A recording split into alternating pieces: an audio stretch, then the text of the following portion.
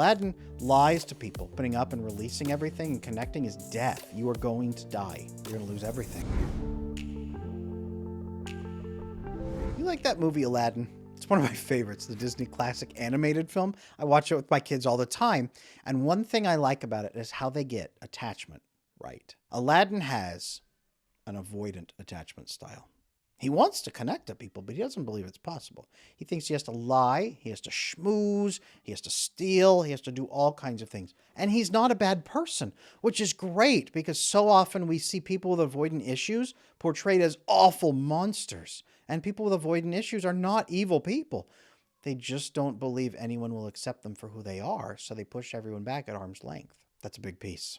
Now, Aladdin lies to people. He pushes buttons. He connects to people. He's able to do whatever he kind of needs to survive, and he doesn't feel too bad about it until he meets someone he actually really likes. And then he wants to actually build a relationship with her, but man, he doesn't know how. He's never done that before. How would you even build that kind of love? Now, it's funny, in the original filming that they did, in the original sketching, he had a mother. And they removed her, so it's even more of an impact on attachment, because now he really hasn't known what love is. Now he's really disconnected. How do you love somebody when you're completely lying to them the entire relationship? Aladdin love bombs her. He finds out everything he can do. The love bombing at the beginning is what avoidant people do. I'm going to literally lead a magic parade in your honor and then find you with a flying carpet and take you around the world and tell you how amazing you are and tell you how amazing I am. And it's going to cost me ultimately nothing. I'm just going to do this and overwhelm you. By the way, I've been lying about everything. That's avoidant attachment style. And what happens when he's confronted with it? Well, the same thing that happens to other people who have avoidant attachment styles. They're confronted with the absolute truth, and they have to make a choice. They're at emotional rock bottom, and they have nothing left, and they have no way out. What do? Well, it's terrifying, because it feels like opening up and releasing everything and connecting is death. You are going to die. You're going to lose everything.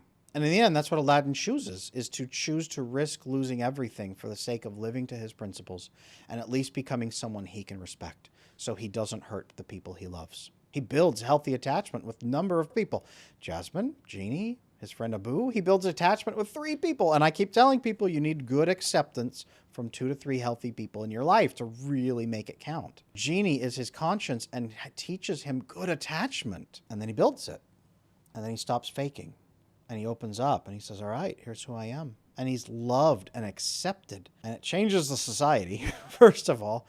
But he's loved and accepted by people who haven't even hardly known him yet. The Sultan's like, dude, you are an amazing person. You just risked everything for truth and principles when you could have had it. That's how people respond when you fix your attachment.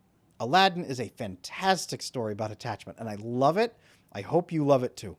And if you have struggled with attachment in your life, if you know someone with avoidance, if you have struggled with avoidance, if love bombing is a whole new phrase for you, but it makes total sense, you can fix attachment. Like Aladdin did. What did he do? He found his principles. He opened up to 2 or 3 healthy people who called him to account.